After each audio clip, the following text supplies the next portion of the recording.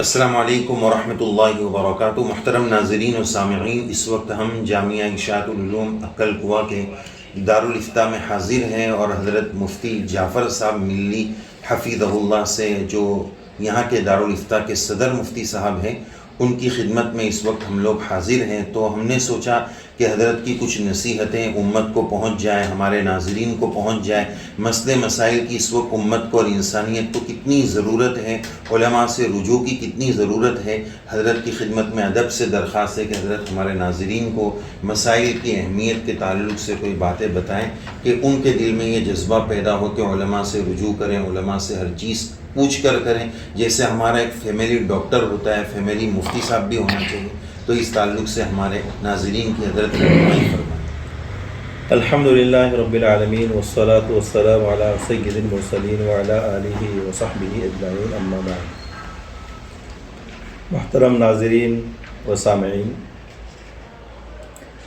میری اور آپ کی زندگی کا مقصد اللہ رب العزت نے اپنی کتاب میں جو بیان فرمایا، وما خلقت الجن والانس الا لیعبدون، کہ ہم نے جنات اور انسان کو اپنی عبادت کے لیے پیدا کیا۔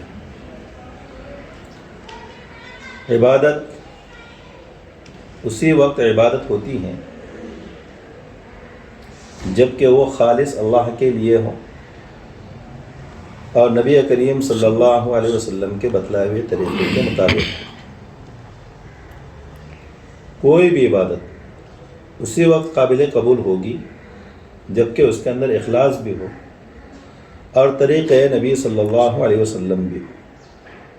اب ظاہر بات ہے کہ آدمی خواہ کتنا بھی مخلص ہو، لیکن اگر اس کا عمل نبی کریم صلی اللہ علیہ وسلم کے بتلائے ہوئے طریقے کے مطابق نہ ہو، لم یقبل، تو یہ عمل اللہ کے بارگاہ میں قابل قبول نہیں ہے۔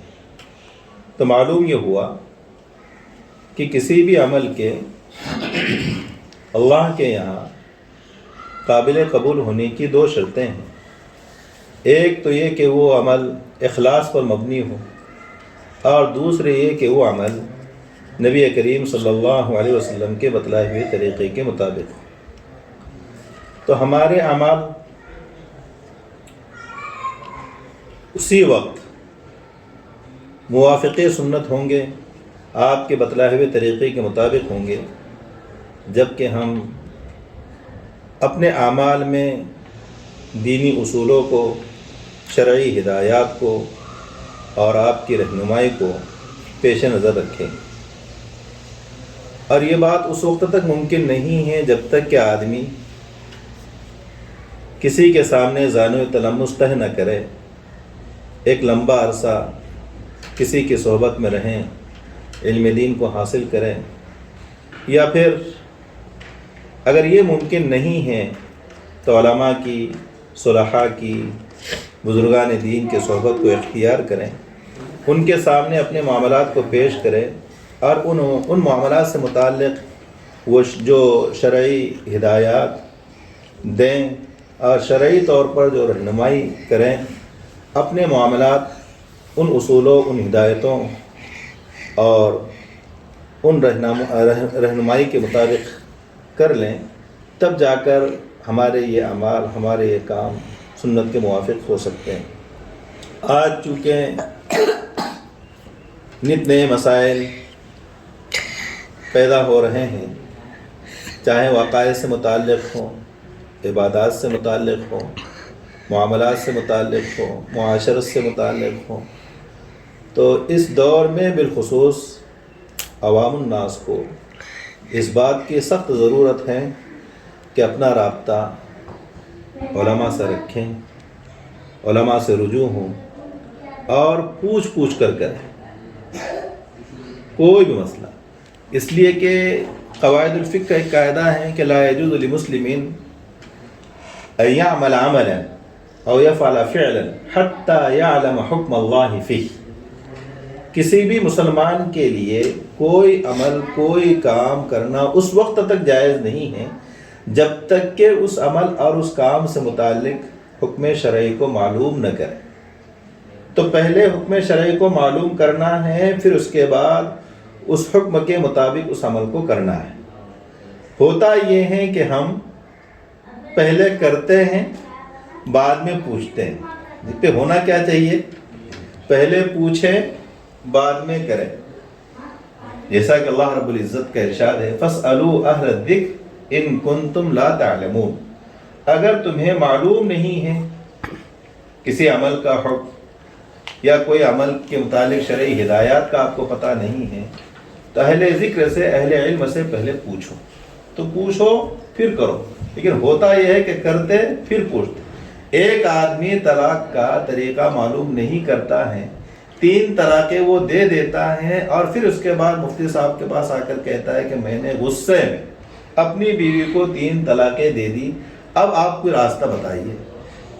اگر پہلے پوچھتا تو ہم بتاتے اس کو کہ میرے بھائی سنت طریقہ یہ ہے، پہلے تو یہ بتلاتے کہ اب غض الحلال عند اللہ الطلاق، مبغوض یعنی حلال چیزوں میں، مباح چیزوں میں سب سے زیادہ ناپسندیدہ چیز اللہ کے نزدیک طلاق۔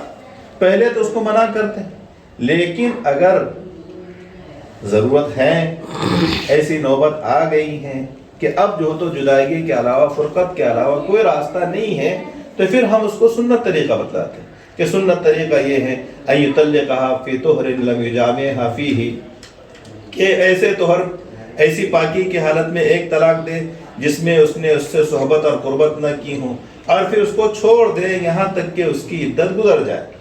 عدت کے گزر جانے کے بعد، انقضاء عدت کے بعد وہ خود ہی جو تو بائنہ ہو جاتی ہے، نکاح سے باہر ہو جاتی ہے۔ اچھا، اس طریقے کا فائدہ یہ ہے کہ اگر دوبارہ دونوں جمع ہونا چاہیں، نکاح کرنا چاہیں تو بدون حلالہ نکاح کر سکتے ہیں۔